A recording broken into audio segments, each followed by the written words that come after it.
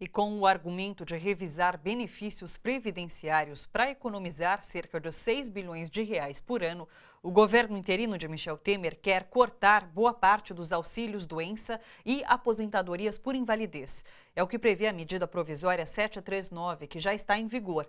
Mas as mudanças são polêmicas e preocupam os trabalhadores. A medida provisória prevê a revisão imediata dos benefícios por incapacidade para todos os segurados com menos de 60 anos e que estão há mais de 2 anos sem reavaliação da perícia médica da Previdência Social. O governo interino considera que grande parte dos beneficiários já recuperou a condição de voltar ao trabalho.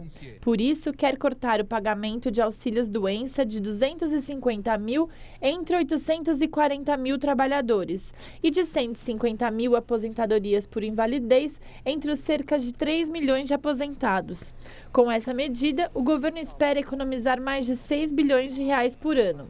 Para esses especialistas, a medida é inconstitucional e pode forçar a volta prematura de muitos beneficiários, sem condições de retornar ao trabalho. A medida provisória, ela visa, na minha opinião, apenas forçar os peritos a trabalharem por meta e, obviamente, diminuírem a quantidade de benefício concedido, eventualmente reavaliar um segurado e que, na opinião deles, esse segurado não tenha mais necessidade de estar afastado e forçar esse segurado voltar ao trabalho. Isso faz com que o INSS tenha uma redução de custo. O Brasil tem tratados internacionais e mesmo a Constituição Federal do Brasil, ela não permite retrocessos em direitos sociais. Para agilizar as perícias, o governo vai conceder uma bonificação de R$ 60 para cada atendimento que um médico perito do INSS realizar. O perito ele está muito atrelado ao INSS, ele é um funcionário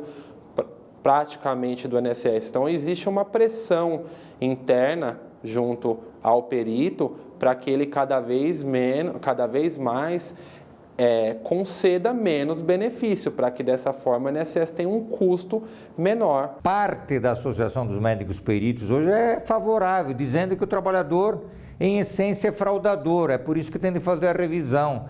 A medida provisória também estabelece que o auxílio-doença seja cortado após 120 dias, se a duração do benefício não for determinada no momento da concessão.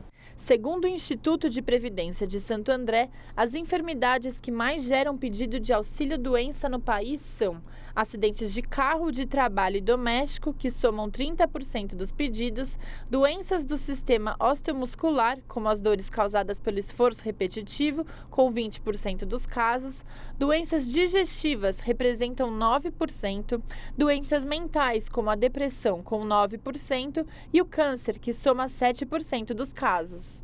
O grave e o sério problema é justamente o trabalhador não ter direito à reabilitação profissional. Não há nenhum artigo, só diz simplesmente o seguinte: olha, o trabalhador deve ser submetido à reabilitação. Mas qual é a verba que o INSS vai ter para poder fazer essa reabilitação? Porque a verba de hoje do INSS é miserável. Os próprios empresários não cumprem com o papel de atender às normas regulamentadoras, que reduziria bastante o número de acidentes.